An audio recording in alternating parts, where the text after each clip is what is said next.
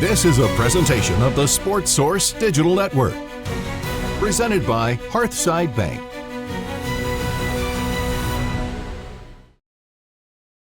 Team totals and covers, what you need to know for March. We'll tell you next.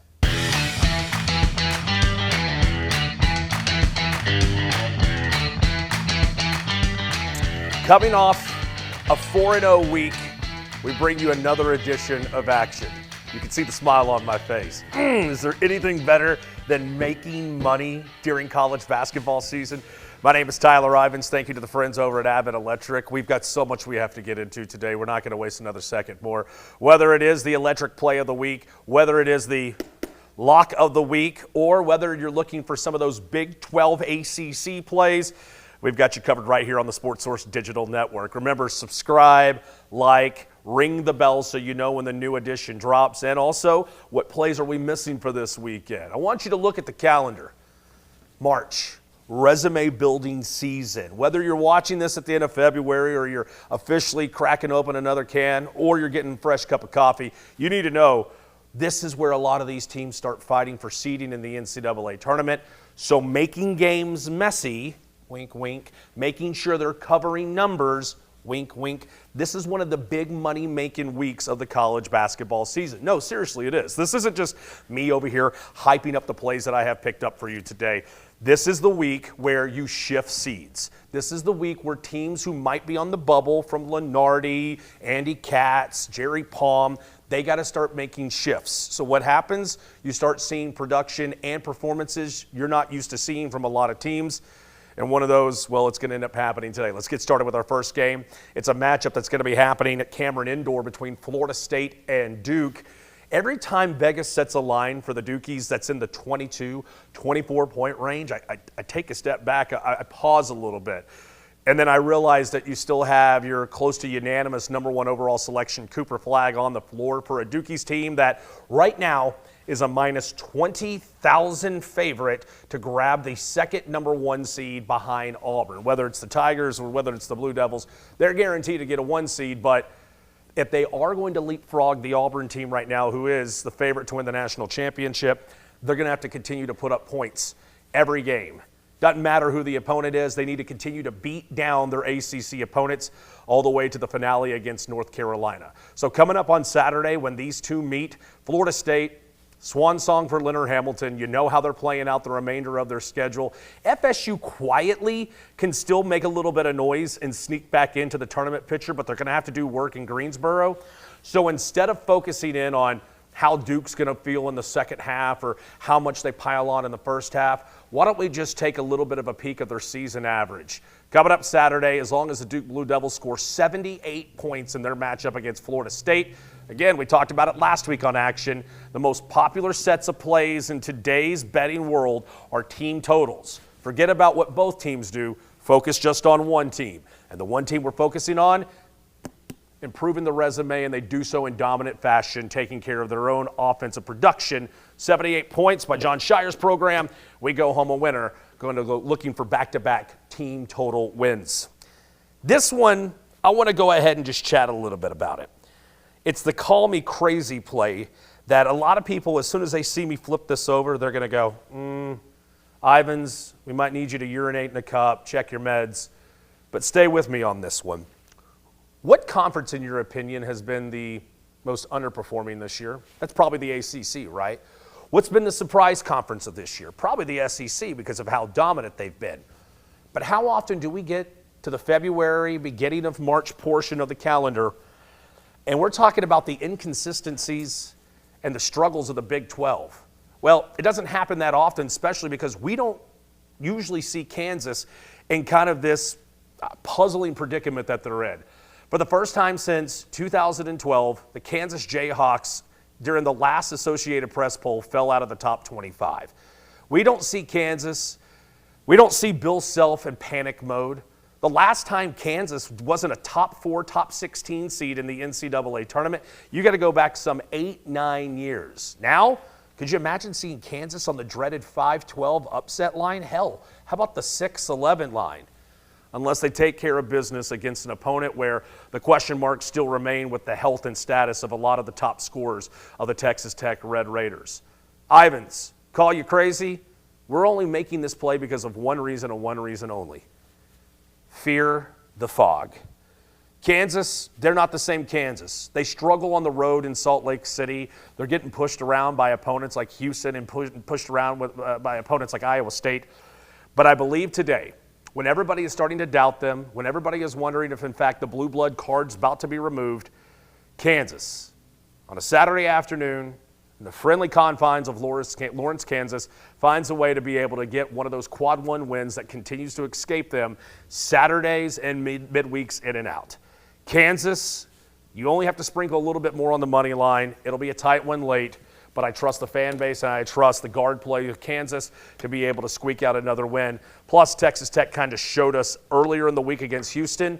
They understand where their standing already is. They'd rather get their best players healthy and make a run in Kansas City than sit back and try to force them to play through injuries. A little bit of that Kansas play is also hoping Texas Tech is still being cautious, as they taught us a couple of days back. All right, let's stay in the Big 12. It seems like we've been doing a lot of cashing lately in the Big 12 Conference. And one of the teams that we've been relying on is, once again, an injured Iowa State team who continues to play the same card that Texas Tech does. If you're TJ Otzelberger right now, playing host to an Arizona team, sold-out crowd at Hilton Coliseum, I got to ask myself just which Arizona team is going to bounce back. Not the best showing with the loss to BYU, which, by the way, if you watched last week, you see why Arizona continuously comes up often. Vegas does a nice job of giving us 2 to 3 extra points when it comes to which team we're going to see out on the floor for Arizona. So when I look overall at Tommy Lloyd's team, they're faring better on the road this year than they are at home in Tucson, Arizona.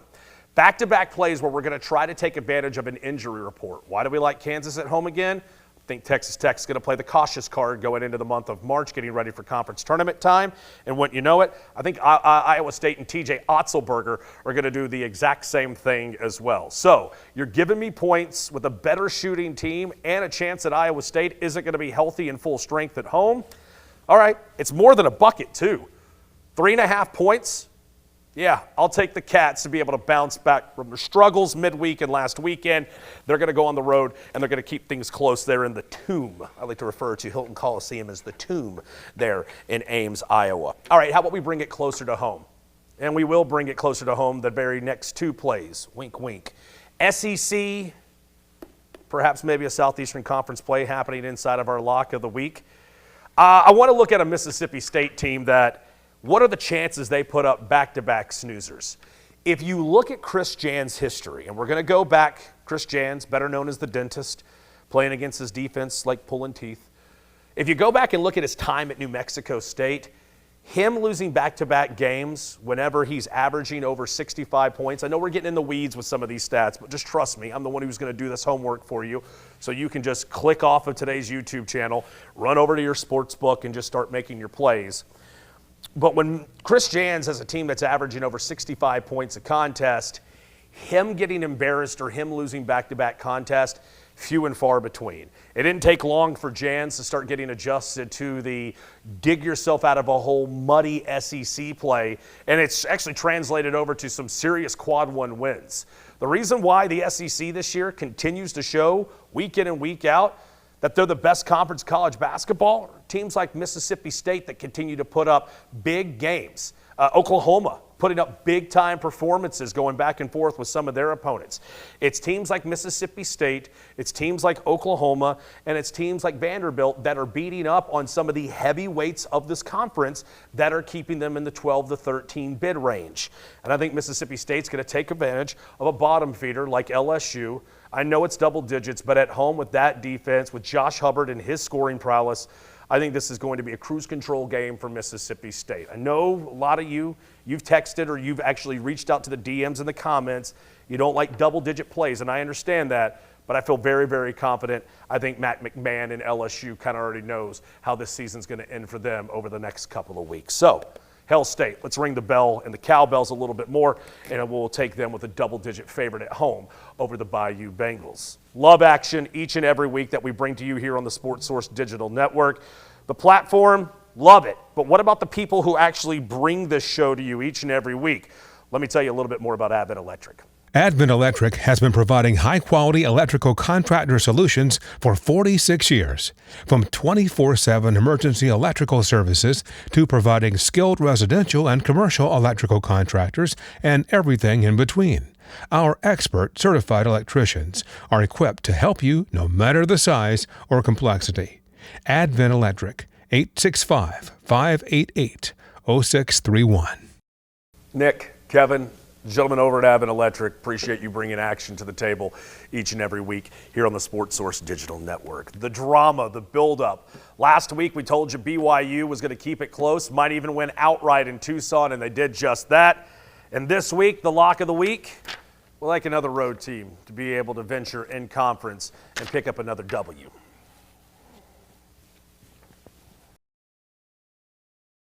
To the recap, before we get to the lock of the week, Duke continuing to improve the resume for March Madness. They thumped Florida State. We're looking for their own production, that team total of over 77.5 points at Cameron Indoor. Call me crazy. I know Kansas is struggling right now, and I know there are some people who believe that they're going to be a one and done when they reach the tournament.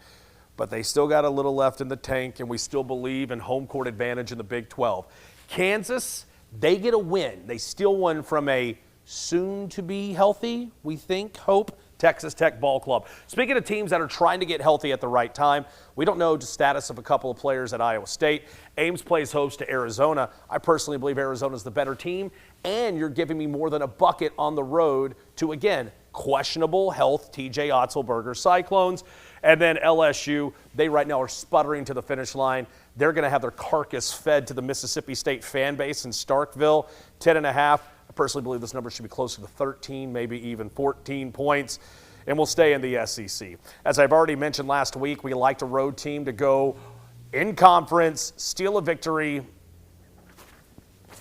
and I like another SEC team on the road in conference play to steal a victory. Even when Alabama is having horrible plays defensively, they're still lining up 96 points in a loss to Missouri. Even in tough games like hosting Auburn, they're still finding a way to go well above and beyond some of the defensive averages that Tennessee basketball has been putting up. Look, I believe Chaz Lanier has snapped out of his funk. I believe right now Tennessee will go as Zakai Ziegler will goes. But between Nelson, Youngblood, and Mark Sears, Alabama realizes that they're this close. One more quad one victory and on the road to boot where they could lock up their very own number one seed, especially after the Florida loss in Athens earlier this week. You're giving me the better offensive team and points on the road in Knoxville. I'm not going to say it out loud, but I like Nate Oates' program in Knoxville coming up this weekend. My name is Tyler Ivens. What plays did we get right? What did we get wrong? What do we need to look at for next week? This has been Sports Source Action right here on the Digital Network.